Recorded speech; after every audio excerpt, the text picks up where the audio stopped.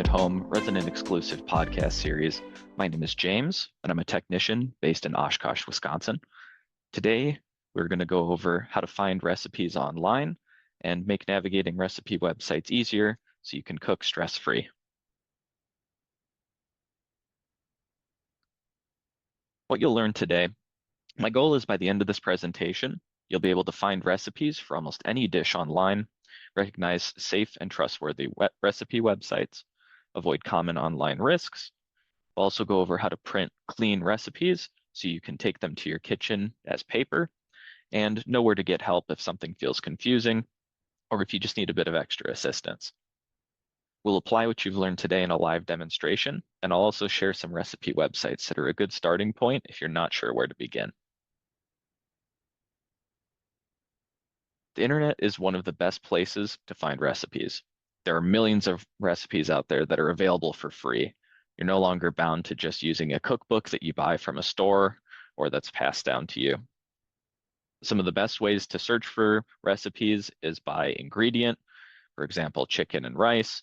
You could search by diet, like low sodium or other allergens. You can also search for occasions, Christmas desserts or Halloween cookies. Recipes can be printed, saved, or viewed on your phone or tablet, which is also handy in case you want to bring those to the kitchen with you. What's great is that if you have an idea of a dish that you want to make, if it exists, someone has probably already posted a recipe for it on the internet. So there are some risks with finding recipes online, just as there are with being on the internet. When you're looking at recipes and websites, you'll want to be cautious of a couple things. If you see buttons that say download recipe, if you see pop-ups asking you to install software, ads that look like recipe buttons, and we'll look at an example of this, or if websites suddenly start opening new tabs or showing you things without your permission, these are all just some red flags. Now, that doesn't necessarily mean that all recipe websites are bad, but once you learn how to recognize these red flags, navigating the internet will be so much easier and enjoyable. So how do you stay safe? Some simple habits can make the biggest difference when you're looking for recipes. For example, as you're looking through, click on recipe text and not ads. And we'll talk about how to recognize what is an ad versus what isn't on these pages. Avoid any download or install buttons. Remember, your recipes, you'll never have to download, install, or run any software in order to view them. You want to stick to well-known cooking websites. And if something feels confusing or urgent, know when to stop and ask for help. Tech at Home can help make recipe browsing safer and help you with a variety of things. So if you're not sure where to start, I recommend beginning with Google to find recipe websites and then explore the site further to determine if it's helpful to you or trustworthy. So my recommendation is on your computer, start with your web browser. Open Google Chrome or Microsoft Edge and go to Google or another search engine and just type in something that you want to find. For example, easy beef stew recipe. When you search, you're going to find a lot of results. The first couple on Google might be sponsored ads, so scroll past the first few. Also look for a tiny ad button next to them. This will suggest that they're paying to appear at the top of the search results and might not necessarily be the best result for the recipe that you're looking for. After you've Googled your recipe and you've found a website, you'll want to learn how to navigate it. Some websites are going to be easier to navigate than others, but I'll show you an example of what this looks like. On your web page, you can use categories to find different recipes.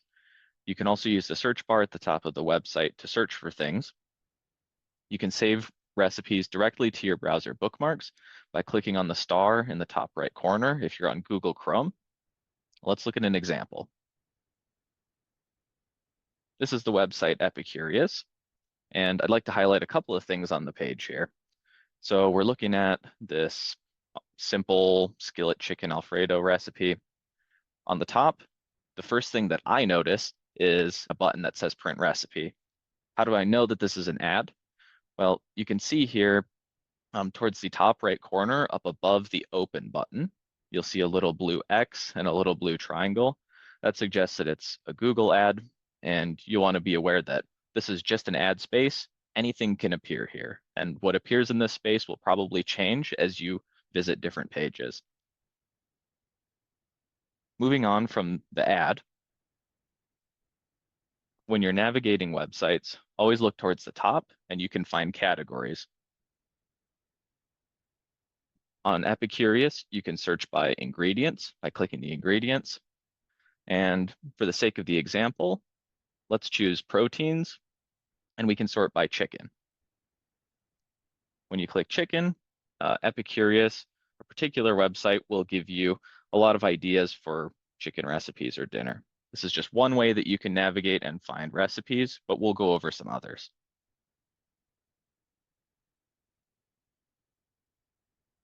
My recommendation is using allrecipes.com. I'm going to show you a live demonstration, and on All Recipes, we'll learn how to search within the website, how to scroll past ads safely, how to find where the actual recipe starts, and we'll show you an example of how the ingredients and steps are organized. So let's take a look. So first, you want to open up Google, and I come up to the top bar and type allrecipes.com. So right away, you're going to notice a lot of advertisements. What I like to do is scroll down past these, and you'll begin to start seeing recipes. So if you know what kind of recipe you're looking for, you can use the search bar up on the top.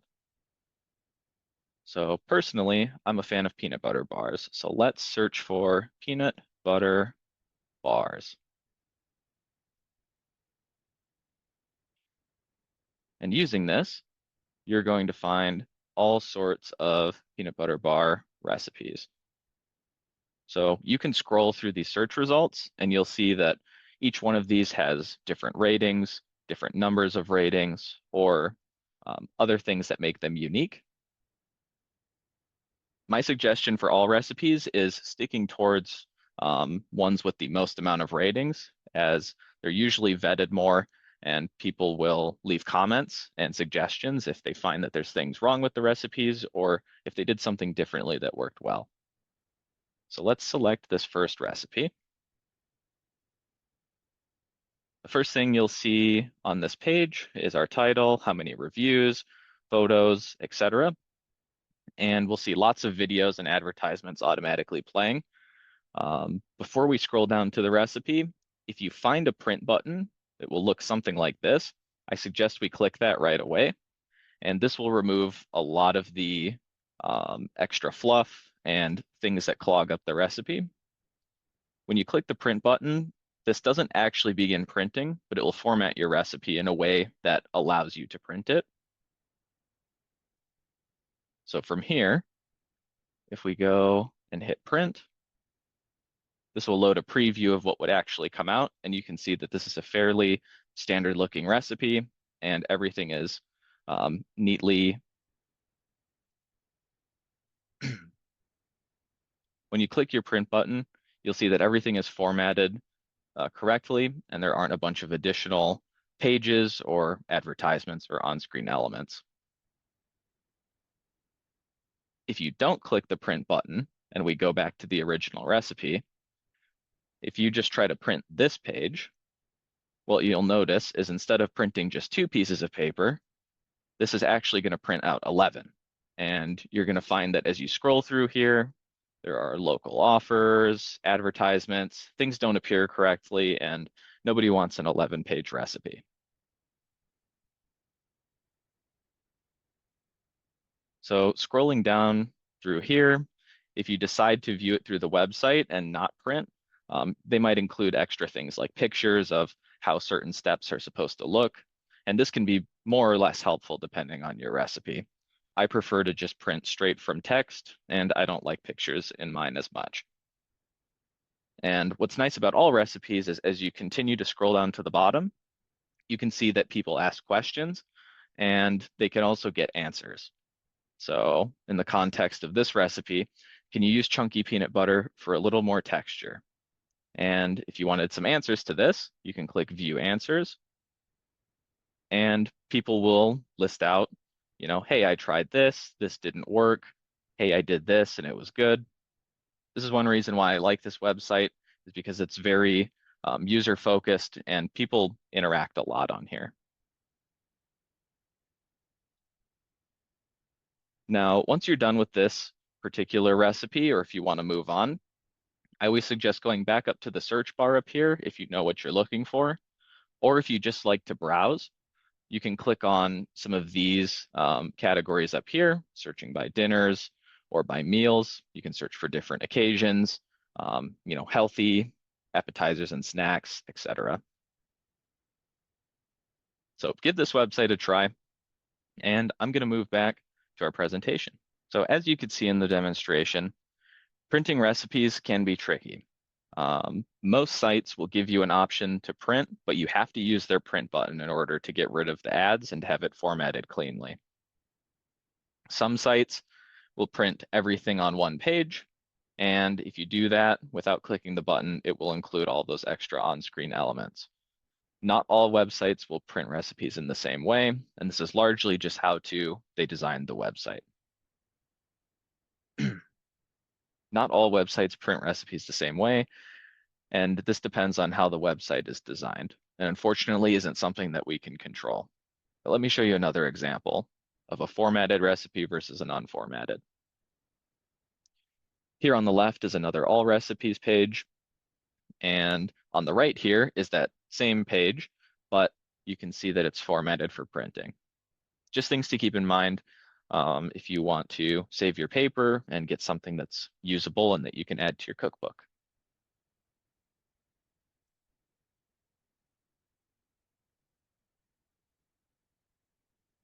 How to print clean recipes. Of course, we've talked about this, but you're going to look for a print recipe button, and this will appear near the text, not towards the outsides where you find those advertisements. It also may show up as a printer icon. If printing looks messy, or if you see a lot of print buttons and you're not sure which one is real versus which one is an advertisement, I suggest you ask Tech at Home for help with formatting or with printing your recipes.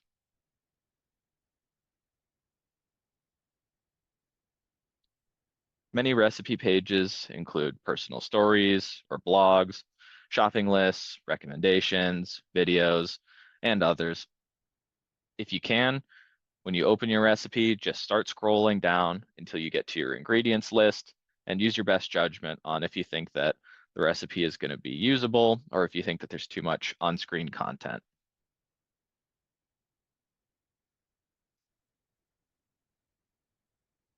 My suggestions, if you're going to start looking for online recipes, are to use all recipes. And you can see that's allrecipes.com. This features a lot of user-submitted recipes and ratings and reviews from home cooks, along with the other things we talked about in the demonstration. Another website that I like to use is America's Test Kitchen, which is americastestkitchen.com.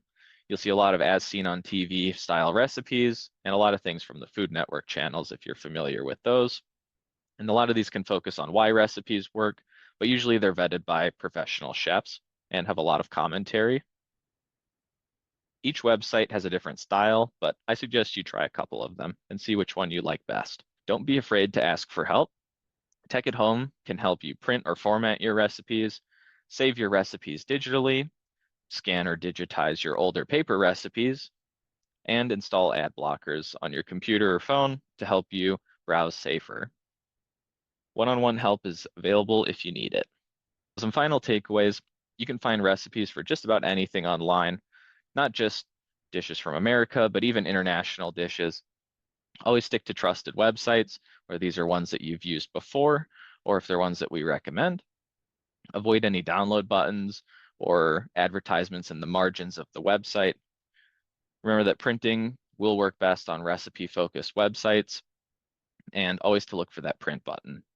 And just know that Tech at Home is available to help if things feel frustrating, or if you're confused about what a website is doing, or if you get stuck. Remember, cooking should be enjoyable, not stressful. If you have other questions, reach out to your Tech at Home technician today. Thank you for joining me on this Finding Online Recipes class, and I'll see you next time. Bye. You can find us online at raisingtechpodcast.com, where you can see all of our episodes and contact us to provide feedback or submit an episode idea. We are on social media everywhere at Raising Tech Podcast. If you enjoy Raising Tech, please leave us a review and share with a friend. Music is an original production by Tim Riesig, one of our very own Parasol Alliance employees. As always, thank you for listening.